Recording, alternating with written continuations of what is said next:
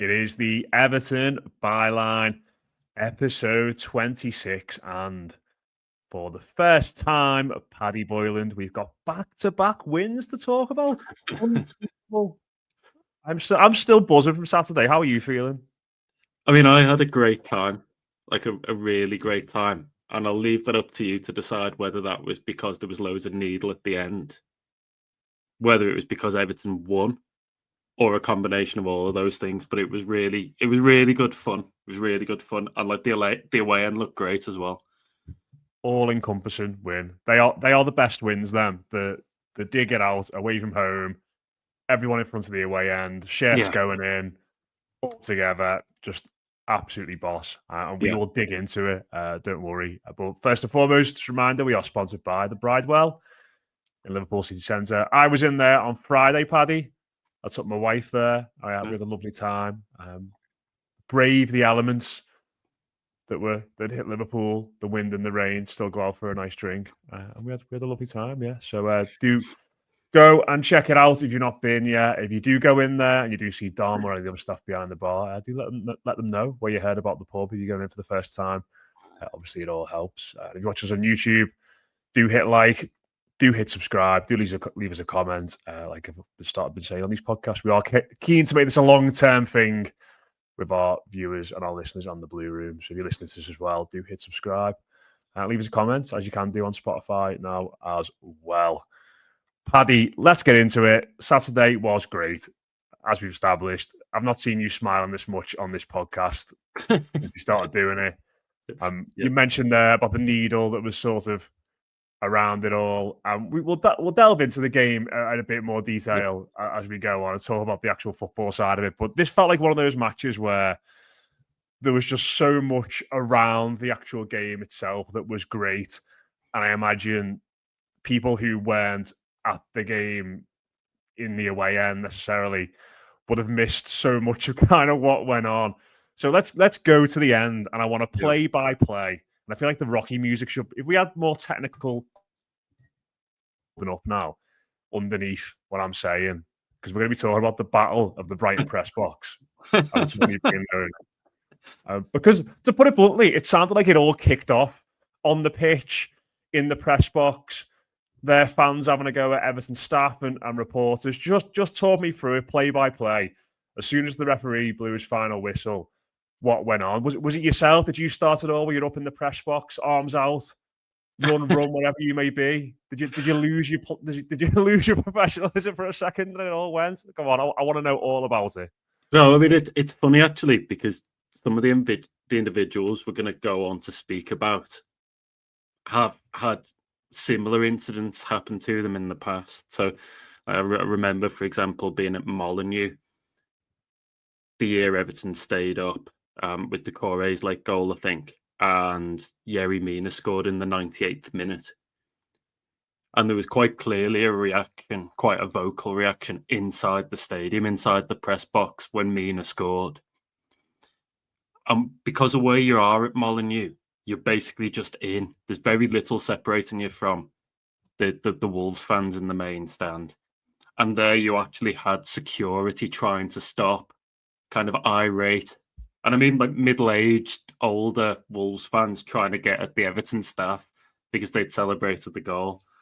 So that was a funny one. I mean, like, I wrote this in my match piece, but it was actually hard to know where to turn at times after the final whistle, because like immediately we're just above the dugouts, immediately drawn to like David Moyes kind of giving it the big in with the celebration, which I think people will have seen on Match of the Day now. You also had, I think it was like Decore, Idrissa Gueye, and Ndiaye, and several others having a group hug, and then Moyes got involved in the group hug. But I thought it was quite telling. I mean, we'll probably speak a bit more about the intricacies of the performance later, but I thought it was quite telling, A, how many of them went over to Idrissa Gueye at full time, because again, for me, magnificent. But B, how involved Moyes was in it all and how much he was reveling in it. So that's kind of all going on, and I'm watching that, and I'm trying to film that actually, because that's all kind of great stuff post-match that fans like to see. the away ends to my right, and the away ends looking great. Kind of they're going for it as well, celebrating. And then you just hear this big ruckus on the left of us, close to Pickford's goal. And I mean, like I've had to join some of the dots because the first thing I see is like loads of Brighton players confronting Pickford. But as it turns out, I think he, quite rightly, in my opinion, started goading them at full time because they've been giving it to him all afternoon about time wasting. So he gave it the big one in front of them at full time, which then sparked a reaction from the Brighton players, which then saw, I think it was Jared Branthwaite, James Tarkowski and Jake O'Brien in that order go over. Ashley Young was involved. Asmir Begovic was involved. I was thinking about this as like an Everton tag team where you've got, like 6'6" Jake O'Brien with Tarkowski, with Branthwaite. You can call on Beto and Begovic from the actual brothers of destruction, like Kane and the Undertaker. Like the demolition derby. It was, I mean, like Everton would be good in that kind of scenario, obviously, as well, wouldn't they? A funny bit on the filming I did where you can see Tarkowski peeling, quite literally, actually, peeling Minter off, I think it was Jake O'Brien, who we have to remember in kind of O'Brien was I think he was an Irish boxing champion as a junior, so I think he can kind of look after himself.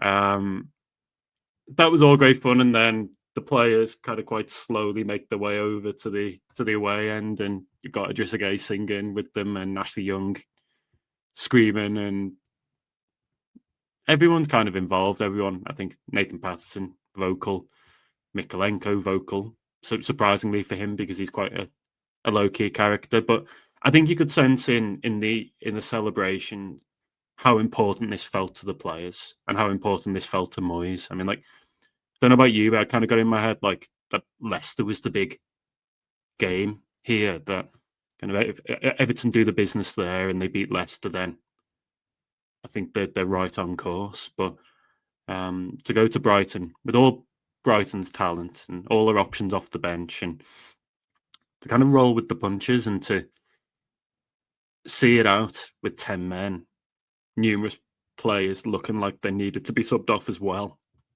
carrying knocks. I thought it was a big afternoon for them. So, I mean, great fun all round. Like, my actual conclusion at the end of it was we should have just scrapped the football and had the actual scrap at the end. Yeah. That sounds ridiculous, like, because it did just feel like it escalated so much. And then obviously you sort of mentioned there about the Everton staff as well, and you sort of tweeted something along the lines of heads have completely fallen off. Oh yeah, like so the situation there. So at Brighton, the press are right behind the dugouts, are they? I think I'm right in saying, like, quite low down. So compared to like Goodison, obviously, like, sort of in the middle of the main stand. So what happened there? Was it Brighton fans having a go at the Everton staff who celebrated the win again, or were they having a go at Everton reporters? Because I know Chris and Joe from the Echo were saying that at half time, like, fans were close enough to them to be able to say, was it a penalty? What did you think of that decision? So you are sort of like right in the thick of it. So at full time, was it like everyone sort of piling in? Because from what I heard when I was reading, it sounded like it got really quite feisty at one point. It was feisty throughout, and I'd say it escalated around the penalty incident. I mean, like, obviously, Brighton fans weren't happy at the award of the penalty, and then they showed it on the big screen, and then they kicked off even more, and then they're kind of getting Iliman and Dyche getting kind of wanker songs sung at him as he's stepping up to take the penalty. So I think it all escalated from there. I mean, obviously, and Dyche then responds and starts behaving like a seagull after he scores, gets booked, cups his ear to the Brighton fans as well. So he's booked, I assume, for inciting the home fans. That kind of all winds them up even more. And then they are kind of increasingly frustrated as the game goes on at what they perceive to be time wasting and delaying tactics from Everton. I mean, we were asked, we were close enough to supporters to be asked. Like, several of them came up to us, as you point out, and effectively said, was it a penalty? And I think the general consensus, even from the very neutral observers in the press box was that it was a penalty. But at least some of them were trying to, some fans who'd seen that one replay were trying to tell us what was what.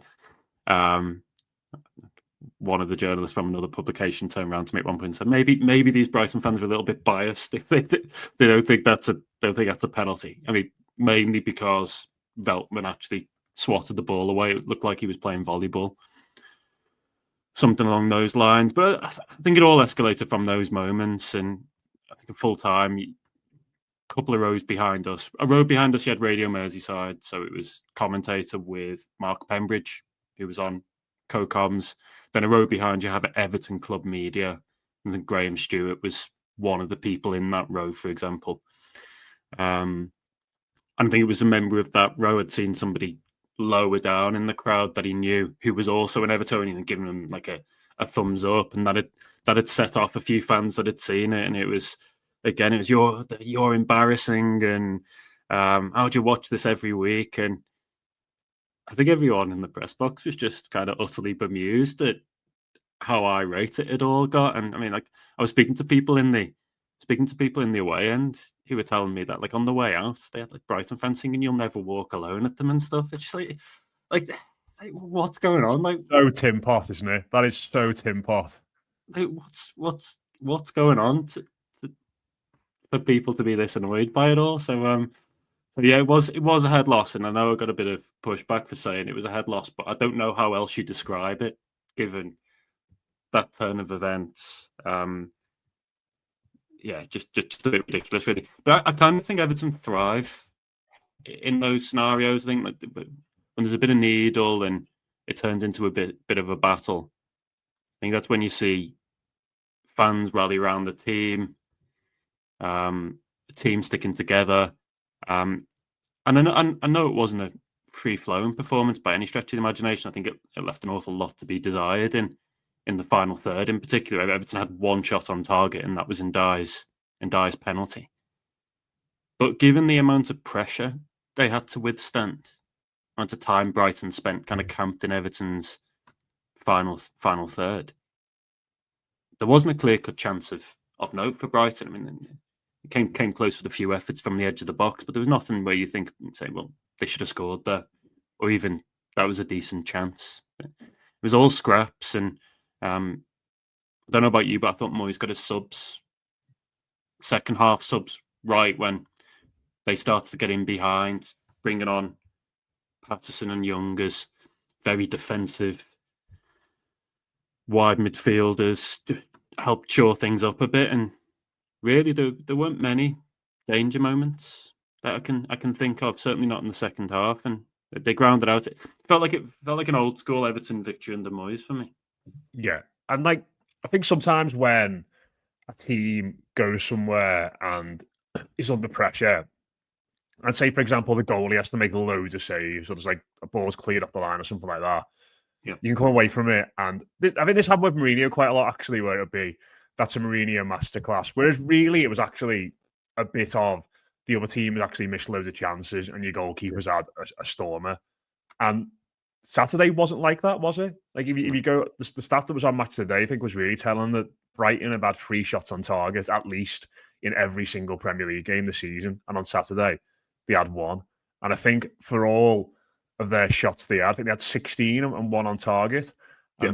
The XGs were pretty much the same. And I know Everton's is maybe a little bit skewed because we had a penalty, but you know that just goes to show that 16 shots that they had, most of them from outside the box, most of them from wild positions. I think a lot of them were actually rushed by Everton defenders smartly and forcing plays into situations where it felt like the attitude.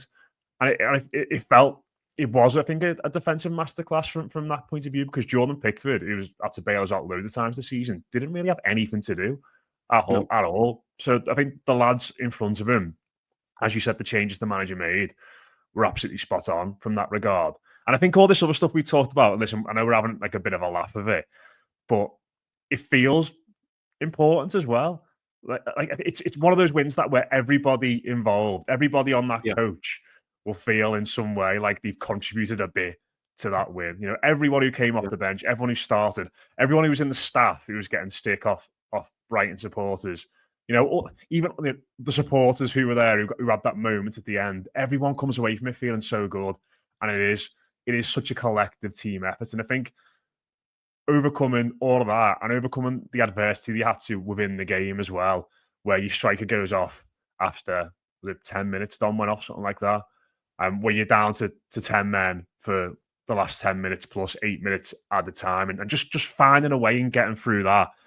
Like they're the intangible things as well, aren't they? Just give everybody a belief, and every single one of them would have been going into training today, all the staff, everyone who's working at the Liver Birds who might have been down there doing, I don't know, written media duties or something like that. Everyone is buzzing that they were sort of involved in that, and it's got a galvanizing effect, I think, on not just the team, but certainly like a club and a backroom team and a staff in general that feels like it's really needed it over the past few months. Yeah, it creates a bit of momentum as well, coming so early into Moyes' time. And you mentioned there that we're talking about consecutive victories in all competitions for the first time this season. That tells you a lot. I mean, if Everton were to beat Leicester on Saturday, Moyes in the space of 2 or 3 weeks would have equalled Dyche's amount of wins for the whole season. And I think that does go beyond a new manager bounce.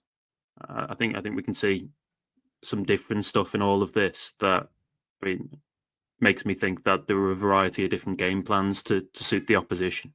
I love the fact that Everton saw an opportunity against Tottenham last weekend, pushed high, scored 3 in 45 minutes, and managed to force loads of mistakes. But then this, knowing that they had the pace of Mitoma and João Pedro and Lamptey in behind, this was a different kind of blueprint again. I think that stands them in good stead, and I think the kind of the camaraderie, the resilience that we saw is pretty important, because what you have to remember is that this group has had a lot of setbacks, an awful lot of setbacks, and I'm not just talking about this season. I think you can go back 2, 3, 4 years and successive relegation battles and points deductions and everything else. This season alone, kind of the regression under Dyche and how tough things became there. So they've needed a bit of an injection of confidence. They've needed a bit of an adrenaline boost. And I do think Moyes has provided that, as we've discussed in previous podcasts. I mean, like, to me, wrote it again on Monday in Monday's piece, but to me, it feels like this is a club much more comfortable in its own skin right now. Like that bond which had been fractured between manager/team and the fans, mainly the manager, is now back. It's been repaired because most fans, I would suggest, are on board with the Moyes appointment and can see what he's trying to do, know him from his first spell and admired that spell. That's all really important stuff, and I don't know, it feels like they're moving in the right direction again. I don't think we've been able to say that for quite a while. Yeah, and like again, it's those little moments I think that were sort of around all this. Like I think you alluded to Moyes going on the pitch at the end, and like just that image of him smiling and sort of him going up to the players and the players going up to him and embracing. And it's like that Dyche style was different to that. But I think when you've been deprived of that, those kind of like little warm, makes your heart glow moments as much as you have, those things do matter and they do feel really important. And the other one, as you said, was Ndiaye. And I think Decore going right up to Idris again, sort of making a point at how good a game he had and was sort of making it clear. So I think those things definitely matter as well. But moving on to our second point, obviously we've had the chaos of that finish and all the aggro. And I'm assuming Graham Stewart was holding you back, Paddy, from getting involved in scraps with the Brighton fans. Thankfully, you made it here. You're not too scuffed up from the weekend. But no, after all that, you had the relative calm of the mix zone afterwards, and you spoke to. Well, first of all, I want you to paint me the picture that you were saying before we hit record about players milling around and stuff like that, because it sounds like such a contrast to the end. But after all that. Yeah. He spoke to Jake O'Brien and he gave some very interesting, if not very pointed quotes to the assembled journalists there. Yeah, I mean, I do really like the press setup at Brighton, because you basically straight out of the tunnel. It's like if you imagine like an L shape, and You got the tunnel down the centre of that L. I mean, we're just to the left then, waiting for players to come through on the way out, and probably took us 15 minutes or so to get there from where we were in the stands. And even at that point, it was tranquil again. You probably wouldn't have really been able to tell anything had been happening on the pitch 15 minutes earlier. Players just milling around, like Jesper Lindstrom was waiting to exchange shirts with a Brighton player. That's the kind of stuff that happens. Players catch up. Couple of Everton substitutes came in after what was seemingly a very tough warm down session. They were really blowing, and they'd definitely been put through their paces. So who was they'd be the players that didn't come on, like Harrison? Armstrong, Jack Harrison, Harrison Armstrong, Michael Keane, all the unused substitutes. They go on the pitch and they'll do their shuttle runs with the strength and conditioning coaches. I was going to say, I bet you the one who didn't need a warm down was Begovic, because he was in the thick of it, wasn't he? No, he probably should have just been kind of curling some iron in the corner somewhere in anticipation of the next battle to come.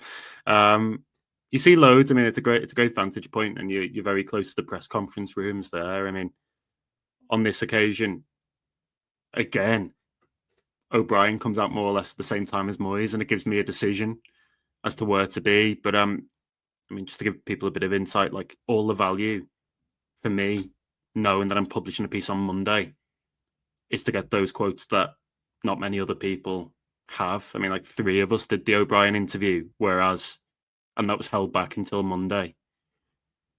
Whereas the Moyes interview, kind of, I can ask all I want, but those quotes go far and wide before I've got a chance to do anything with them. So good chat with Jake O'Brien. Like I say, 3 of us there, myself, Chris from the Echo, and then Paul Brown, who I think most people will know off social media for his reporting with Josimar and others. Like you say, I mean, like, I was going to say thinly veiled comments about Dyche, but I mean, probably not even thinly veiled at times. Quite clear that he feels. Well, he said, like, he was frustrated. He said, like, he'd expected to play more, but is now really enjoying things again, as you'd expect under a new manager who's given him a kind of a new lease of life and a fresh opportunity. But some of his comments about kind of newfound togetherness were interesting. For those who haven't read them, he kind of talks about how the squad's more confident at the moment, more together.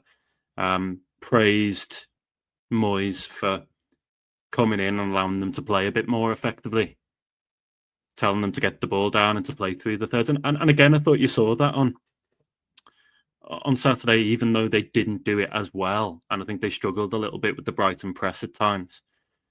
What you probably have to remember is that these are early days, and there probably will be some teething problems there.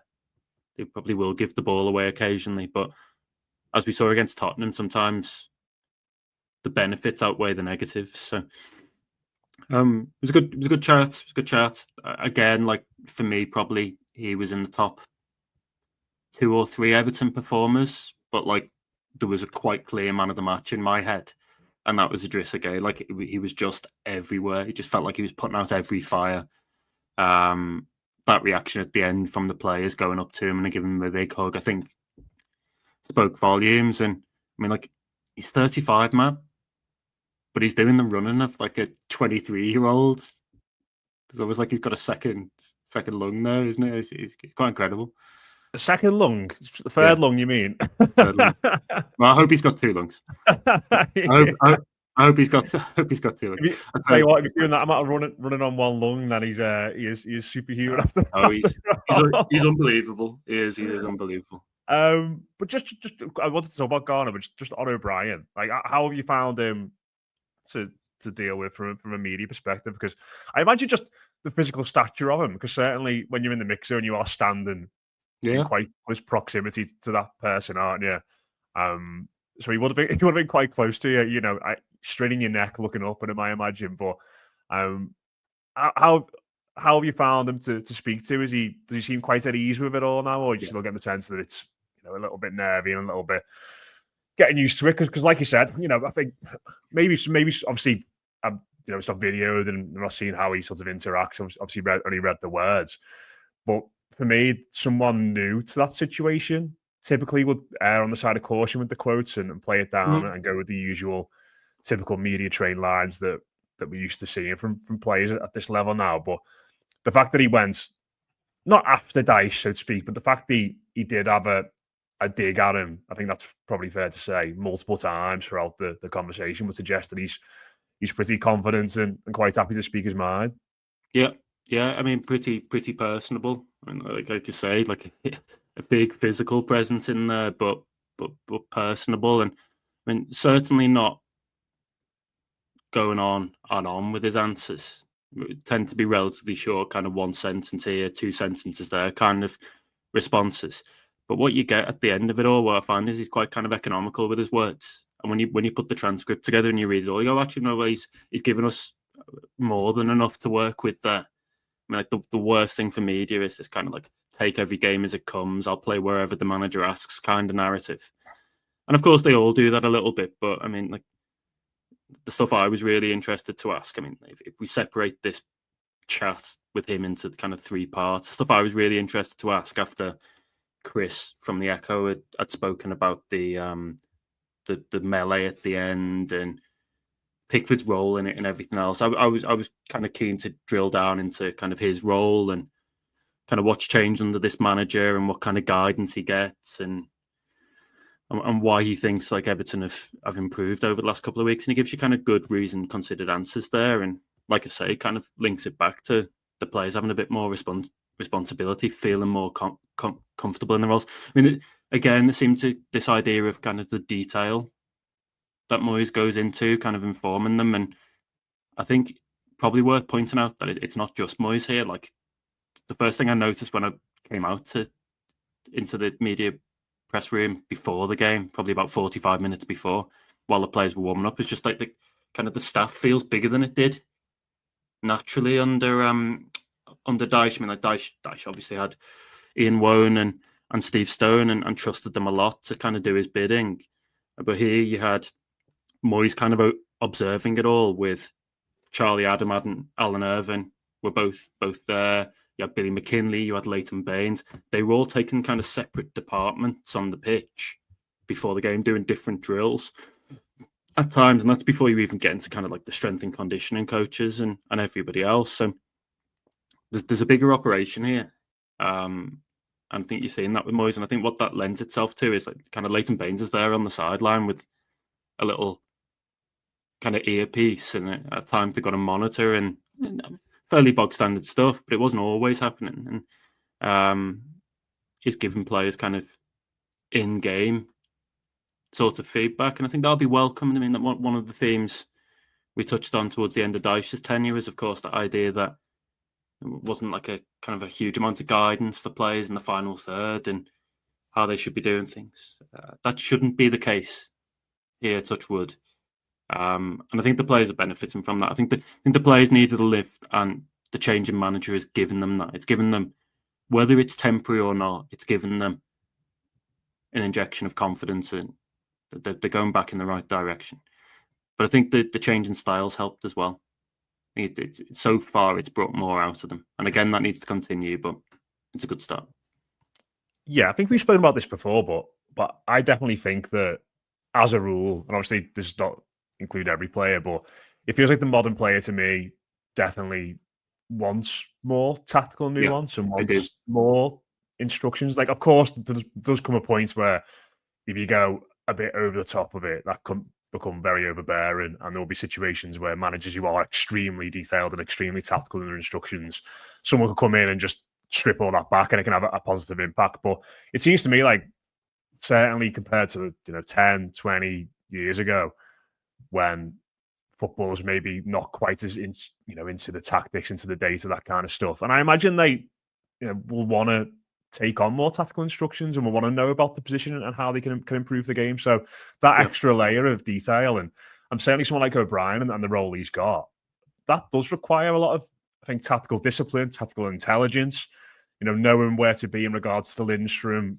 as the right midfielder / right wing back when you've got the ball, when you haven't got the ball, when it's over on the other side. And to think that Moyes has only been in place for, what is it, 2 weeks now? I think he was appointed 2 weeks ago yesterday.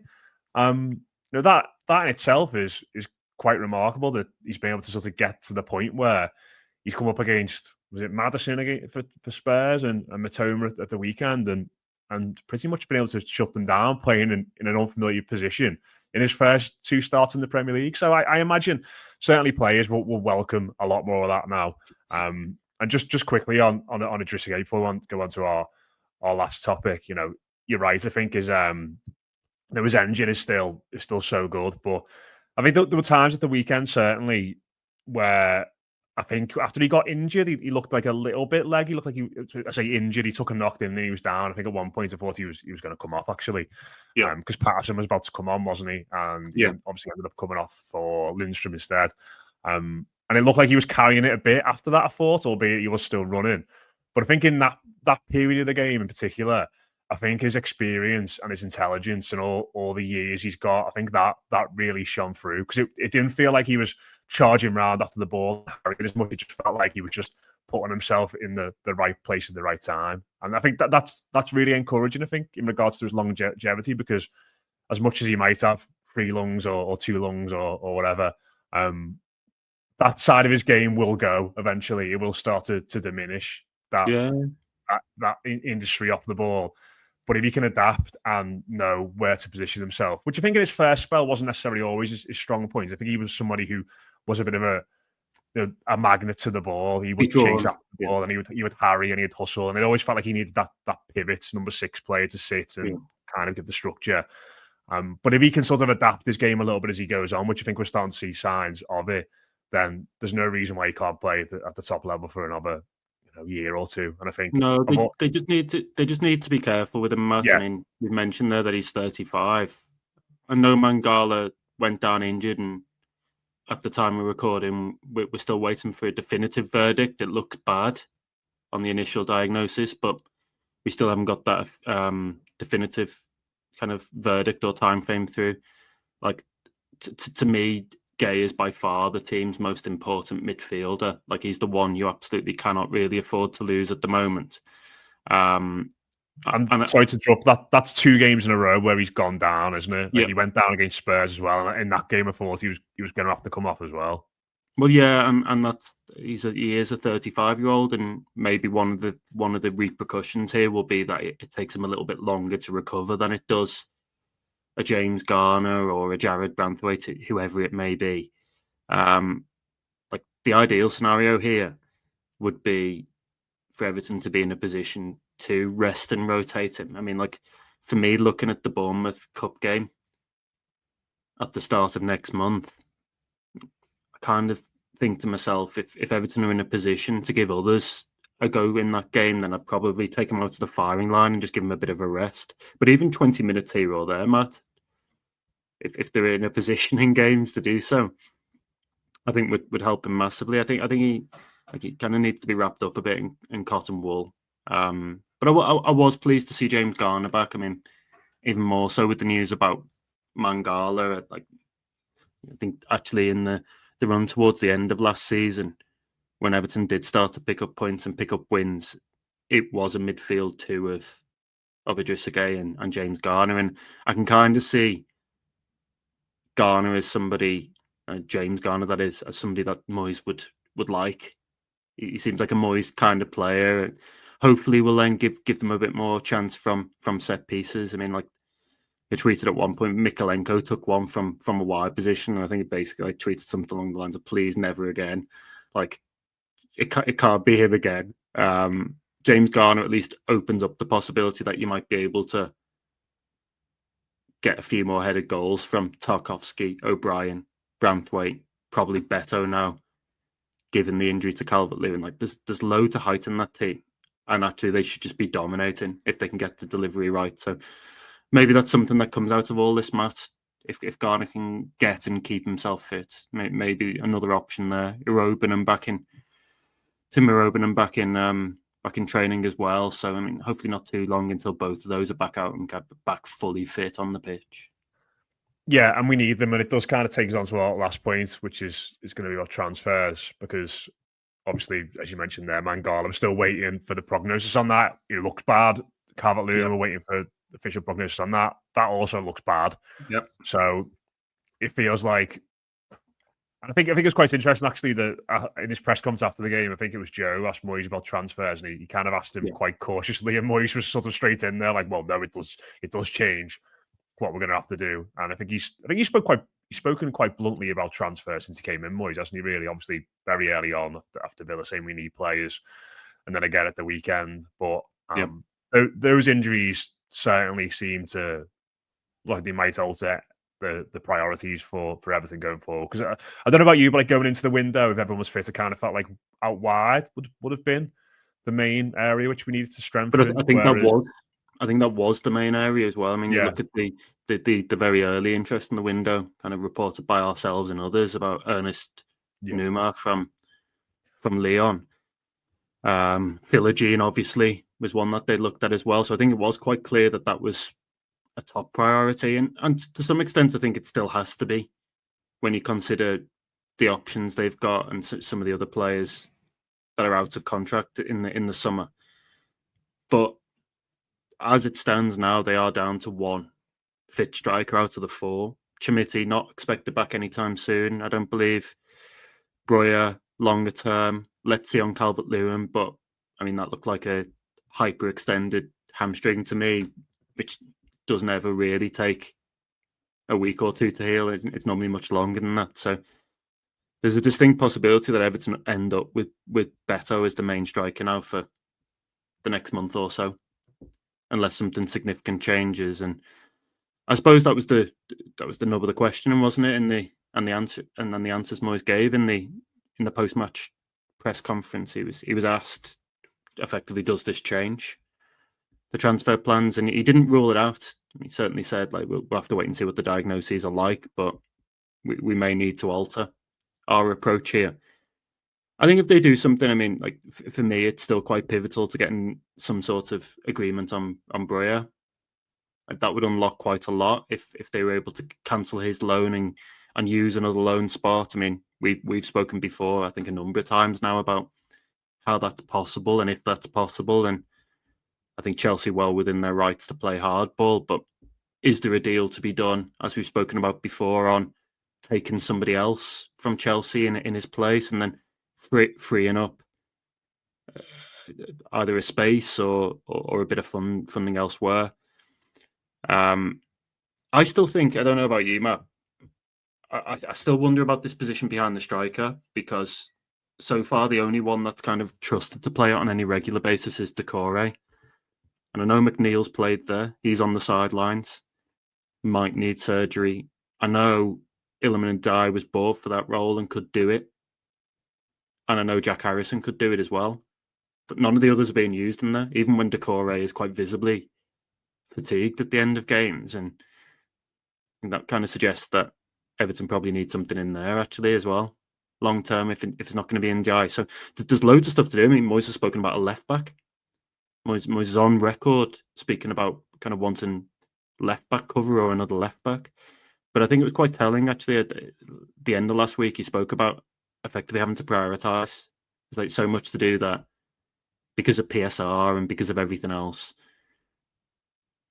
they might have to leave some stuff until the summer. And I think if you are prioritising, I think you probably can muddle through in defence with the options you've got at disposal now, even if it means Ashley Young plays a couple of games at left back, or you shift Branthwaite across to left back, whatever it may be. Like for me, it's top end of the pitch now. It's just about ensuring that there's enough bodies, enough cover. Don't think you. I mean, do you want to rely on Beto? I'm not entirely sure there's enough evidence to suggest that he's capable, but he might get a run now, Matt, and that's where it becomes interesting, because he's not had a proper run, has he? No, but I think you saw sort of the issue with him and Decore together at the weekend, in the sense where neither of them could get hold of the ball. No, right? And I know it would have been tough for anyone, but I think CalvertLewin, for all the issues out this season, he is quite good at winning those headers that are not in his favour, like 40, 60 balls in favour of the opposition, where he'll just get something on it and you can just get up the pitch and have an extra 10, 20 seconds where you're not camped on the edge of your own box, or you'll win a foul or something, and you can stop the game for a minute. And over the course of 90 minutes, those things add up. And certainly in the second half, the ball was bouncing up better. The Corey was giving it away. Game. Yeah, it's not like, as good. What I would say though, Matt, is that he does create moments and he does create opportunities, and I think that's just because of how unconventional and at times awkward he is, and that can be both a blessing and a curse. Like, it's hard to know what he's going to do next. It makes it difficult for teammates to preempt. It makes it difficult for the opposition and opposition manager to preempt. But like, he's the one that forces the penalty effectively in closing Veltman down. An opportunity in the second half, which I think he should do better with, where he kind of shoots into the behind the goal into the side netting on his left foot. Yeah, should have passed it.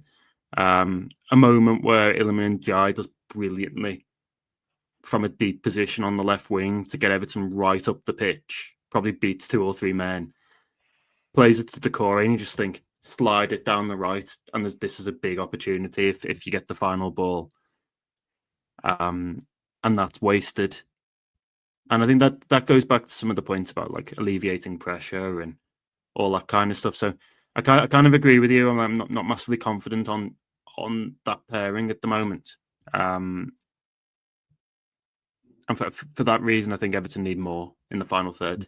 And I still think Everton need more wide players. But let's see where the priorities are. They've got, what is it now, a week? Effectively, the window closes next Monday evening. So I'm sure we'll be busy, Matt. I'm sure we'll be busy talking about potentials. And I think the Broja thing, and you talk about that position behind the striker. I think that's where Broja going back to Chelsea, and then one of Dewsbury Hall or Chukwuemeka, the 2 names, aren't they, that's been sort of mentioned. Like those, I feel like both of them, maybe Chukwuemeka more than Dewsbury Hall. Dewsbury Hall feels more of like a sitting orthodox central midfielder, whereas Chukwuemeka feels more of like a number 10, maybe play him out wide.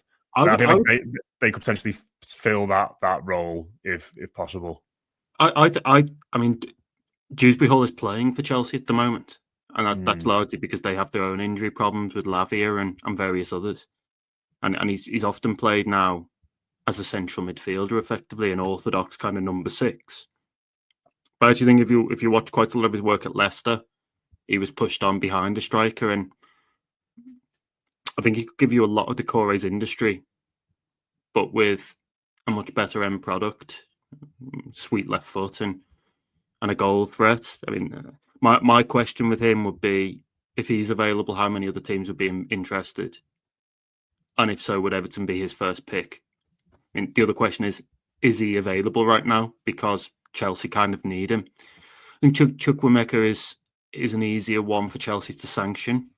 Again, I think there would be interest in him because he's a very talented young player. But just an injection of something different in the final third. I mean, it's very workmanlike, isn't it, behind the striker? Loads of toil and loads of brawn, but not much in the way of finesse and guile. And I think like the challenge is going to be that there will be games, maybe even the Leicester one coming up, where the opposition give Everton the ball for spells, and it's like, can you break us down? Well, if you got new Decore as the number 10, I'm not sure you're going to be able to always do that. I mean, one of the things Moyes will do is he'll focus on getting crosses into the box again. I think Everton have been much better at working crossing opportunities under Moyes so far with the patterns of play. So there's one positive, but I mean, like they need help. The squad needs help. I mean, it already looks quite thin after the injuries over the last couple of weeks. A couple of new signings just to freshen things up and pad it out, I think would be a big help. Definitely. I'm sure they'll do some bits and pieces over the next few days. We are going to finish, Paddy, as ever, with our look back at number 26. This is a really good one. I like this one. This is the number of the Everton teenage prodigy, isn't it? There are some absolute bangers who've won this. So the most recent is Tom Davis. Yeah. Can you believe that? John Stones, obviously. Brilliant player. Jack Rodwell, Lee Carsley. Bizarrely, Carsley wore it to 06 to 08. Osman wore it 06, 07, and then Carsley wore it 01 to 05. So Osman had a 1 year stint of wearing it, and then Carsley had it back. Yeah, I mean, I do associate Lee Carsley much more with the 26 jersey than I do Osman. Yeah. Weird one, that. Which is a strange one. I mean, like, probably give you your pick of people to speak about here, Matt. But the one thing I did think looking through is that you live not far from Jack Rodwell's former Birkdale hometown, and the thing that was always mentioned about Rodwell, that he was too much Birkdale, not enough Kirkdale. So I just thought for the listeners whether you had any insight you wanted to give on maybe what people meant by that, and was it true? People who are in the north of Liverpool, like me, will know that Birkdale is lovely. It's a great place. Lots of nice bars, some nice restaurants, obviously very close to the golf course. Yeah. I think even its train station won an award recently for the most picturesque train station in the country. Very nice. Listen, if Jack Rodwell's too much Birkdale, that's fine. That's absolutely fine. Great place. But yeah, I think he was the one after Rooney I was most convinced would be like a star.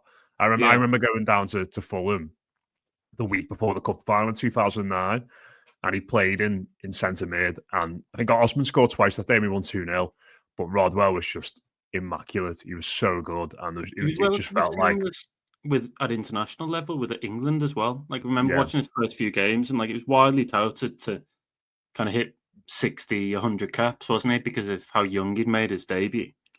I mean, one of the goals I remember vividly was under Moyes, that surge from midfield against Man United and the goal at the Gladys Street, which actually is quite an iconic Everton goal from that stint. He did play him behind the striker for a bit, didn't he? And he played him out wide and in different positions. And I think he had a bad injury, didn't he? And I remember he came back and was playing really well. And he got sent off in that derby for a really good tackle on Suarez, and Suarez just got the referee. And I think after that he got injured again and was never quite the same player. So I think like the City move obviously didn't help him, because he was still a young player who needed, in my opinion, more minutes to develop. But I mean, there's probably a lot of work here. But I know there was a feeling, kind of certainly as he was coming through the academy, he came through as a centre back rather than a central midfielder, and there was quite a lot of debate as to where he would end up position wise, and actually ended up mainly in central midfield. But I know some people stand by the fact that maybe ultimately, with given the rise of the ball playing centre back, that's where he would have been best. Tom Davis injured at the moment at Sheffield United, but I believe has done very well since he got into the team there, and I'm delighted to see that, because got to wish him every success. John Stones was great. So you're probably right. Everton prodigies plus Lee Carsley and also Mark Hughes, who brings the average age up quite considerably. And we also had Phil Jevons who wore it. He was another one who we thought was going to be a good player from the academy. And then just the final ones, Tommy Johnson, couldn't tell you much about him. Ibrahima Bakayoko, back of the Echo, as he was christened. I always remember him going to take a penalty in a shootout in the League Cup with his tracky top on, and he got to the edge of the box, and the referee sent him back to take his tracky top off, and he came back, and I'm pretty sure he missed the penalty as well. So not a good moment for Ibrahima there. And the other two, Graham Allen, don't know loads about him, and David Unsworth, Rhino. I think he was, at the start of his time at Everton, seemingly. According to this, Ibrahima Bakayoko had a song to the Hokey Cokey, didn't he? Oh, I honestly can't remember. I mean, if you want to sing it, go ahead. No, I mean, I'm all right. I won't subject anyone to that. It might turn our listeners off. But I mean, it's an eclectic mix. But there's some interesting people in there. And yeah, I mean, Jack Rodwell, too much Birkdale, not enough Kirkdale. Never have too much Birkdale. There you go. There we go. We'll leave it there anyway. We've gone on a long time today, but Everton don't win 2 games in a row often, so we are warranted to. Just a reminder, we are sponsored by the Bridewell, one of the best pubs in Liverpool city centre. And if you're watching us on YouTube, do hit like, do hit subscribe, do leave us a comment. All these things help. And if you're listening to us, do leave us a rating, do leave us a 5-star rating, do leave us a nice review.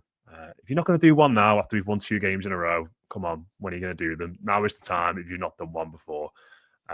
So yeah, thanks very much to Paddy. We'll be back next week. Not entirely sure when, given the deadline, but we'll figure it out. Maybe a Tuesday one, Matt. Yeah, perhaps. Yeah, we'll figure it out and let people know, certainly, on one of the other shows anyway. So, but we'll keep you informed on that. But yeah, cheers for tuning in. Up the Toppies. Catch you again soon.